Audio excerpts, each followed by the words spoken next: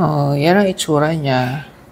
'Di ba? Bumawi din sa cheese. Actually, hindi naman gano'ng kataas yung calories ng cheese. 2 teaspoon, 20 calories. So, imagine niyo. Hindi naman 2 teaspoon yung parmesan dyan. Yung queso de bola, yun yung medyo maraming calories. Pero konti lang naman nilagay ko, 'di ba? Oh. So, imimix ko na. Tapos, tawag dito. Bukas, papanindigan natin yung magwo-walking tayo kasi kaya ako nga binili yun eh. O, di ba ang ganda ng itsura? Ang tapa nung nabili namin sauce sa SNR. Italian style. At lalo sumarap kasi ginisa ko siya. Tapos nilagyan kong konting toyo.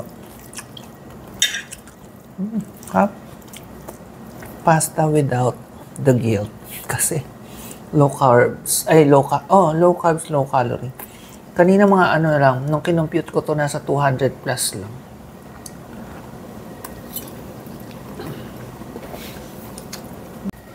Okay, finally, meron kaming nabiling yung trending na pistachio crunch cake ng Contis. Kasi lagi itong sold out.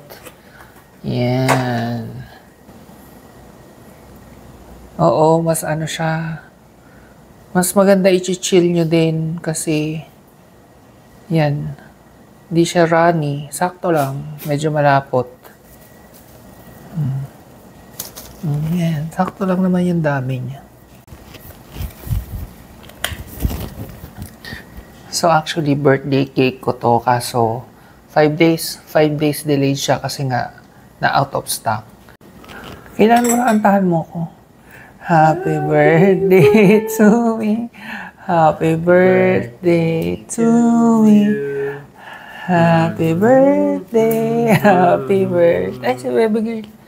Happy birthday to me.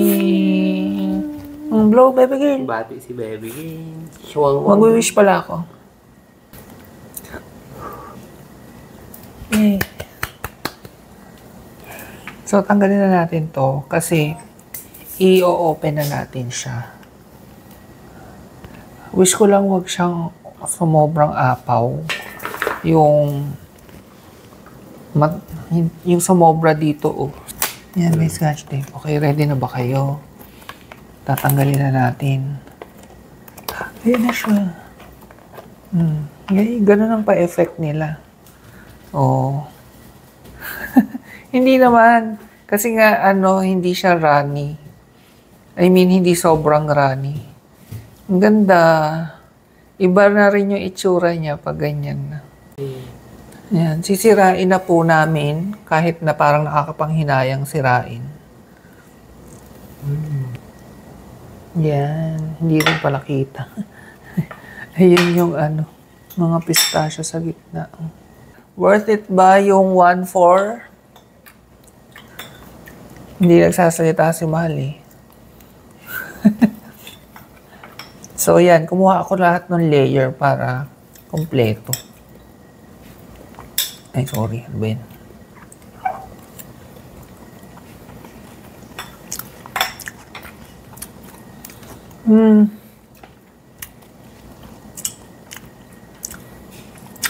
Masarap siya, pero Hindi ko mahalasahan yung pistachio.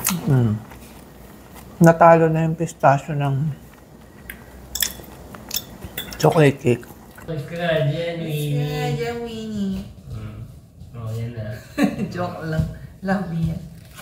Yan, tayo ay mag-unbox ng walking pad. So, parang yung unbox, oh.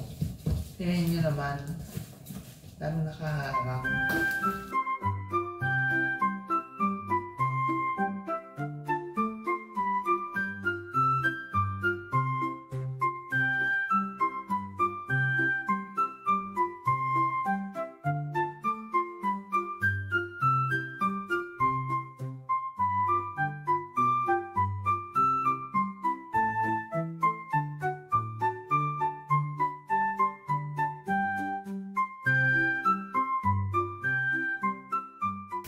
So, ang bili ko sa kanya ay 3,900. Naka-sale yun. Ngayon, 4 plus na siya.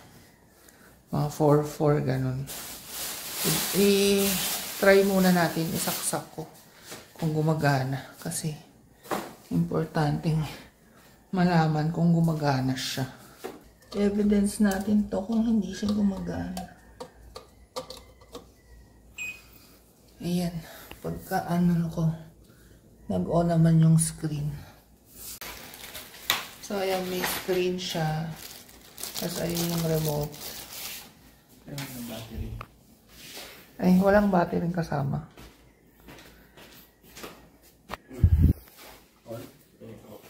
Plus, minus. So, try natin i-on kung gagana. Yan, nag-countdown.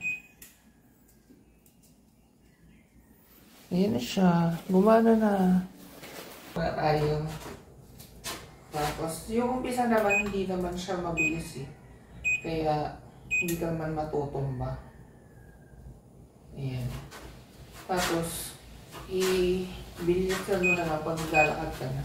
Kahit naman sa gym, ganun eh. Pasakay ka muna. Ayan, may malapit na Shell Cafe pala dito sa amin. Today is a Sunday. Ito itsura. Magagpat. Good morning. Kami ay nanggaling nga sa Shell. Nainis kami kasi yung lasa ng chai latte doon, hindi kalasa doon sa binibila namin sa Sariaya. Sayang. Parang puro gatas. Anyway, ako ay magbabayad ng tax. Ayan. Alam niyo yan, sa mga nagbabayad ng tax, malapit ng ating deadline. Eh, wala na akong time sa ibang araw. Buti nga online lang eh. Kasi sa Taxumo ako, sila yung nag-aasikaso ng tax ko. Sila din yung nagbabayad on my behalf. Ang bayad ko sa Taxumo ay 10,000 for 2 years. So, pwede na, di ba? Kasi kung ako din lahat, mamamasahe pa ako, pipila pa ako. O, hindi ko na yung ginagawa. Online lang lahat. For 5,000 per year kasi sa 2 years 10,000. Kaya kung ayaw nyo rin ng hassle, magtakso mo na kayo. Wala akong makita doon. Hindi nila ako hindi nila ako sponsored. Yan, so yung website ng Taxumo ay tingnan natin, taxumo.com ba? Ayun, taxumo.com lang pala. Tapos yan, login lang. Hindi nyo naman kita yung password eh. Yan, tapos sa tax juice, automatic na rin nakakompute yung tax juice basta yung monthly income ko ay nilalagay ko kung magkano. Yan, tapos dito lang nagpa-file. Hindi ko na napapakita sa inyo kung magkano yung tax ko, ha? Nakabayad na ako ng tax. Medyo masakit sa loob, pero kailangan yan. Kailangan nagbabayad kayo ng tax. Kaya lang kasi, buti nga dalawang, parang nahahati siya sa dalawa sa isang taon, hindi isang bagsakan. Kasi yung kalahati, last year binayaran, tapos yung ngayon, yung kabuuan na, ang tawag doon, na natitirang dapat bayaran. So, hindi isang bagsakan. Kasi kung isang bagsakan, Diyos ko, masama sa loob. Hindi naman, masakit sa loob, pero yun nga. Dahil tayo ay mabuting mamamayan ng Pilipinas, kailangan natin magbayad ng tax. Good morning! So, today, first time natin gagamitin yung ating walking pad. And dito ko siya nilagay sa balcony namin, ayan. Madali lang pala siyang itulak-tulak kasi may gulong siya. So, yun, isa pa yung convenience sa kanya. Tapos ngayon lang namin nakita, may magpapagawa na ng bahay uli dito sa amin. Pang-apat na siya. So, dumadami na kami. Pero layo-layo, nandun banda sa baba. Pakita ko lang sa inyo. Ayun sila. Oh. Pang-apat na bahay na yan dito sa village namin. Ito ang view ko habang nandito ako sa walking pad kasi ayan siya. So, pag nandito ako habang nagwo-walking, yan yung view ko. So again, sasakay muna tayo bago natin siya i-on. Yan, nag-on na. Ayan, mabagal lang siya sa una, syempre. Ayan, tapos mag-start na ako maglakad. O, diba? Tapos tsaka ko siya lalakasan. Naandumi pala ng sapatos ko. Yun na, walking muna ako. So, tapos na ako. Naka 1.24 kilometers ako in 30 minutes. 2,801 steps. In fairness, pinawisan naman ako. Ayan. Breakfast, spinach turnover, binili namin sa Shell Cafe kahapon nung na-disappoint kami sa chai latte, chai cafe latte nila. Kapeng Barako. Magandang hapon. Today is a Monday. Sorry, hindi pa ako nagsishave kasi bukas ako magsishave Tuesday kasi may meeting ako bukas. Every Tuesday yung meeting ko. And dito pa rin ako nag-work sa kitchen, sa counter table kasi bet ko lang kasi may TV sa harap, nanonood ako habang nag-work. And tsaka para maiba rin yung aking environment kasi lagi akong dun sa office nag-work. Ang tawag dito, kunin ko lang yung pamunas ng laptop. Daming balahibo ng mga babies. Nagliparan nila dun sa laptop.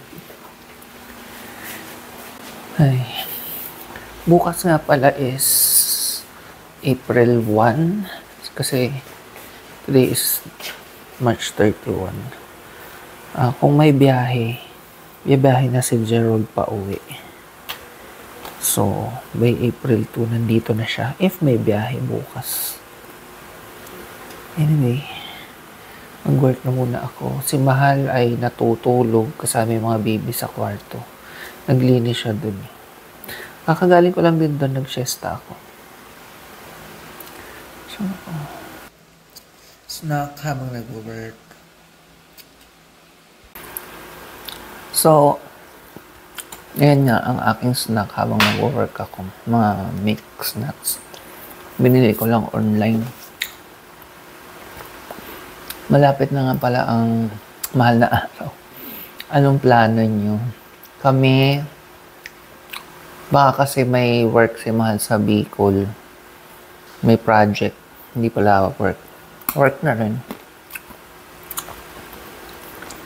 Pero, if ever wala, dito lang kami.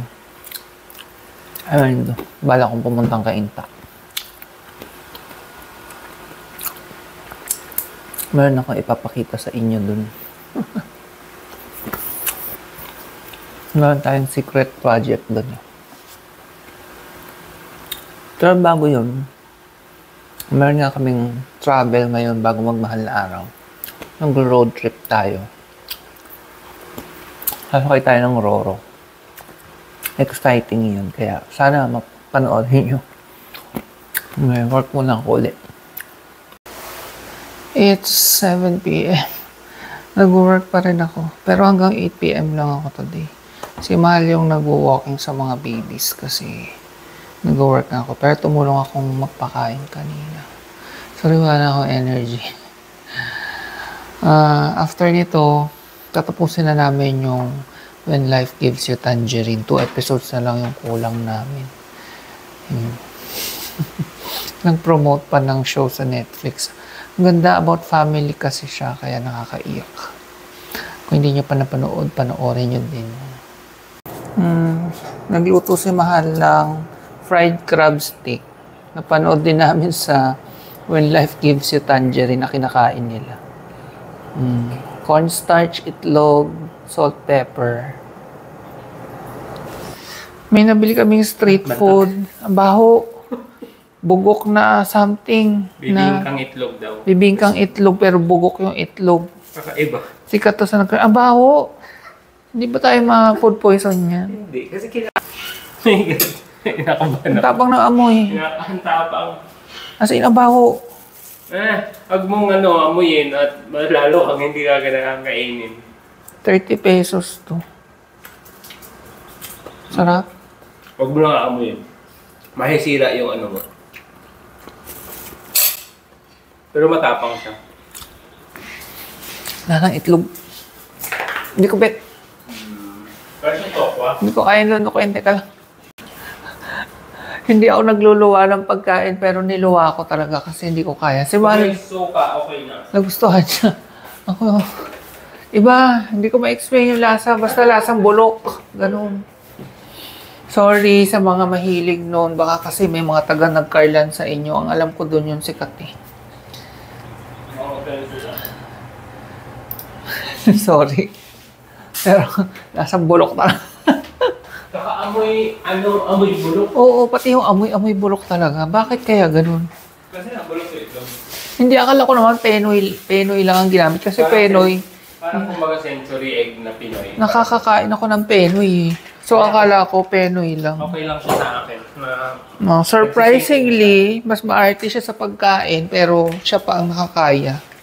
Ako hindi talaga. Kasi niluwa ko. Ang liit-liit lang nun ha. At hindi naman, talagang hindi ako nagluluwa ng pagkain kahit hindi masarap. Pero siya hindi ko talaga kaya.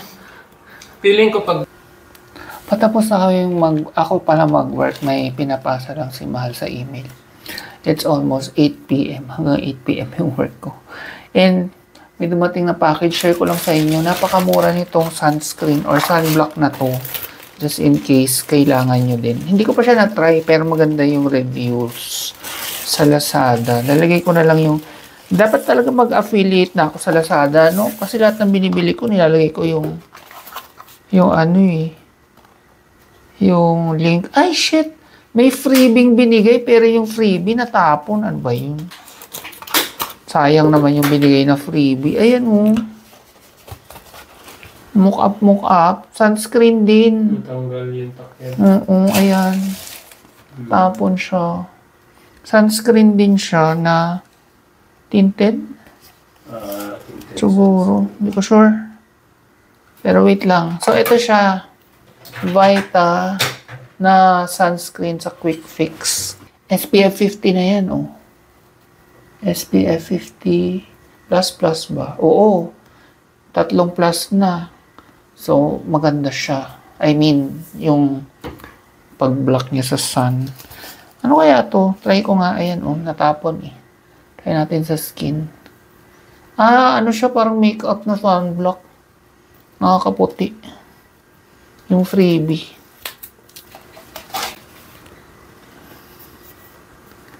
Tingnan natin kung may white cast din siya. Ay, shucks. Ay, hindi. Fast up, hindi naman siya masyadong maputi. Tingnan, oh. May whitening effect siya. Pero hindi yung sobrang puti na... ito rin na-absorb na, oh. Parehas naman parang maganda. Pero mas lightweight itong dilaw. Mas hindi ko nararamdaman. Kaysa dun sa freebie. Ano kaya pinagkaiba nila? Anyway, ayan. Share ko lang. Anyway, mag-log out na ako. Last episode na namin ng When Life Gives Tangerine.